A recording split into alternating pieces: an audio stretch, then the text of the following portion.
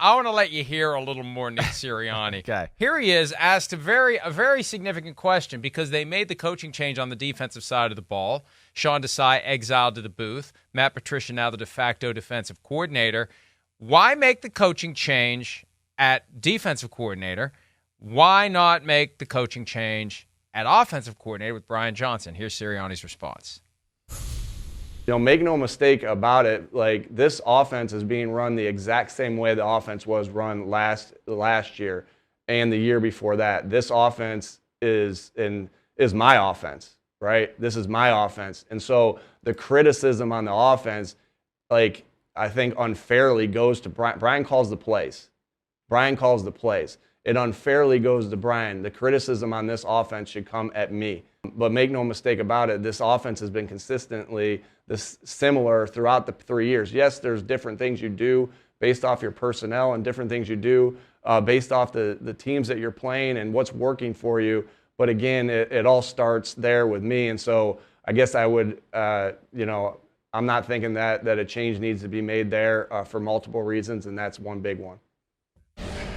Well, and look, I'm not suggesting that he's lying when he says that, but the last thing he wants anyone to believe is that Shane Steichen, the offensive coordinator last year, was more responsible for the success of the team than the head coach was.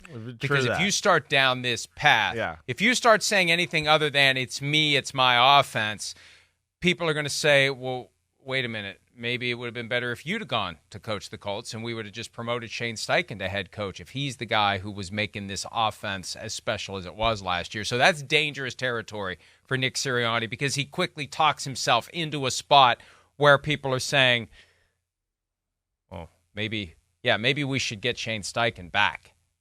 Yeah, it's I 100% agree with you there, right? And, he could say what he wants, but Shane Steichen's a special brain, a special offensive game plan designer.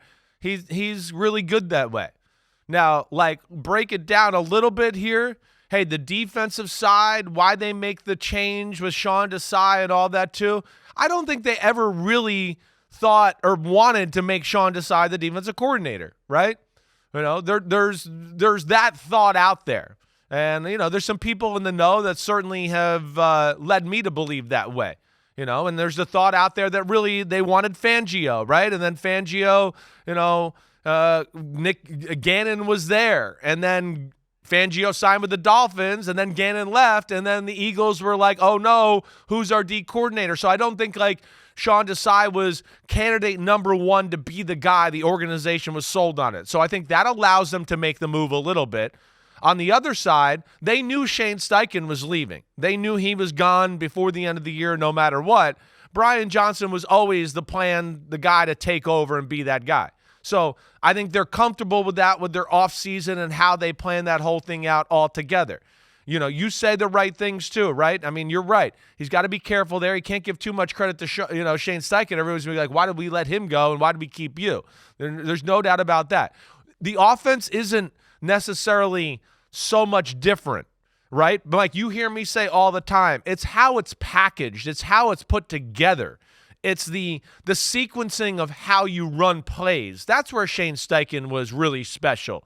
And that's where I think Brian Johnson is not quite on that level yet as far as figuring out how to package things together, how to make one play look the same, or two plays look the same, but they're really different, right? The smoke and mirrors of, hey, look over here, but we're going to do that. That's where Shane Steichen's special, and I think that's where, again, they're finding their way with this new offensive coordinator, and maybe Nick Sirianni's got to get even involved more in helping out in that department. We'll see where it goes, but it's disappointing nonetheless. That offense, the best O-line in football, right? And you've heard me say they've only got 2 or 3 runs. There needs to be more there. And then those 2 receivers, which you could argue is definitely top 2 or 3 duos in the NFL, right? Good running backs, damn good tight end. There's no way this offense should be playing the way they've played the last 4 to 5 weeks. There's no way. And that's definitely a concern as we get close to the playoffs. We need to take a break soon. I say that it's 7:53. As a preface to the fact that I'm not going to take one yet because we need to hear and witness how this stress of the Eagles all of a sudden not having things come so easily. They went from 10-1, running the show. Those Eagles fans that are crazed for another Super Bowl, winning one in 2017 just made them even more determined to get another one. Here's Nick Sirianni yesterday, and just watch and listen to just what's percolating through. He was asked, how are you holding your players accountable during this losing streak? Here's what he had to say. Same methods I use when we're winning. It's the exact same. When you change who you are or you change your core values based off of wins and losses, that's when you're gonna lose the team. You don't have to voice all your criticisms of Jalen when he does something wrong publicly, but is it being told to him in the meeting room that when I'm going to keep our conversations, like I said to the other guy, I'm going to keep my conversations with the players between me and the players. Accountability is our number 3 core value, and it's only number 3 because it came in that order. Connect, compete, accountability. They're not in any order. So accountability, you could, again, when Chris asked me the question, accountability, I didn't say something to Chris that I'm not saying to you right now. Accountability is the main one of the main core values we have, and we live by those every single day. Go ahead, Dave, and then Tim. Hey, Nick, I think you'd probably agree that the standard hasn't been met on either side. Yeah, I just said that 2 seconds ago. Yeah, a little feisty. Yeah, I like it. Nick Sirianni, I like it. He's mad. He's pissed off. I like it. He's feeling the heat. He's feeling the heat. You know, the thing is, the best way to be the coach of the Eagles is to make sure that the fans are pissed off on someone on the outside, which is when they're winning, they find somebody to be pissed off at on the outside, as you well know. Right. From experience. When things aren't going well, they find people on the inside to get pissed off at. They're always pissed off, and I love that. It's not a criticism. It's just an observation. Right. Eagles fans are always pissed off about something. When it's going well, they're pissed off about someone like you. When it's not going well, they're pissed off about somebody. And I think that part of what Sirianni's trying to do here is run interference for the guy that they gave the huge contract to. I think a lot of this is we have to protect Jalen from the Eagles fans. We can't have the Eagles fans turn on the quarterback because we're kind of stuck for the next several years with this contract. And if they start criticizing him, the next step is, why did you idiots give him the big contract? And I'm not saying they're idiots for giving him the big contract. I'm just saying they're trying to seal this off before it becomes a thing. Yeah. They're trying to make sure that the Eagles fans who are currently looking for someone on the inside to be pissed off, just be pissed off at me as the head coach, because that's better than if you start saying, like you're saying, accurately I would agree, that throw at the end of the game, different quarterback, throws a touchdown, walk-off, winner. Jalen Hurts throws a ball that doesn't get there. And if you say that now, Eagles fans say you're an asshole. But the Eagles are trying to make sure that remains the case. Yeah. That their guy that they've anointed continues to and works through this. And they find a way to make him better and all the cliches. Yeah. But I feel like they're trying to protect him. Yeah, I don't disagree with you there. I think that is part of it, and it's part of who they are, right? And they want their own team to continue their belief in Jalen Hurts.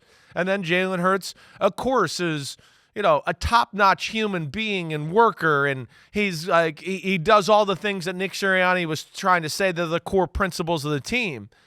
He stands for all of that, the accountability, the preparation, the connecting, whatever, other core values he was assessing there or talking about. He's the poster child for the Eagles. And yeah, as you've heard me say before, and this is true with a lot of great organizations, they want the quarterback to be a guy that the whole team believes in and looks at and, we can win because he's here. And that's the aura that Jalen Hurts has, and it's taken a little bit, of a hit here as of late, and they want to keep that aura alive and belief as they go into the playoffs and late in the season. And then I think when you accompany that with all the things that you said, I think that's very true of what's going on right there. They don't want any finger pointing at any players right now. He'll take the heat for whatever for whatever subject he's got to, but he's going to keep that locker room in order, and he's especially going to keep his quarterback propped up as the number one guy in that organization. What do you think A.J. Brown was thinking Well, when he was open down the sideline? What do you think he's thinking? He's thinking, guys got to get me the ball. And that's one of the things that I think Sirianni's getting at. We can't have A.J. Brown starting to act like the receiver we're going to talk about in the next segment. We can't have A.J. Brown complaining to his teammates. We need him on board with this. We don't need others to say, Jalen's not getting the ball to where it needs to be. Right. Yeah, and it What's feels like there's a little of that the quarterback this year, isn't right? distributing the ball. Right. It feels like there's a little of that. I mean, we know they had their little kerfuffle on the sideline during, early in the season. And you can watch the game. You don't have to be a brain surgeon to watch A.J. Brown and his body language sometimes with some of these throws or missed opportunities where, what do you think his frustration was when he got bumped on the sidelines by the Seahawks, practice squad players and all that? He was going, damn, I'm open by 5 yards down the sideline, and the ball landed behind me and out of bounds, right? So that was part of the frustration why he wanted to beat up everybody on the Seahawks sideline too, right? And you could, if you watch closely, you see that a number of times through the last few weeks of play over, people, the receiver, A.J. Brown, Devontae Smith, look back at the quarterback like, damn, I'm open, or you had me, and why didn't I get the ball, or why is it inaccurate?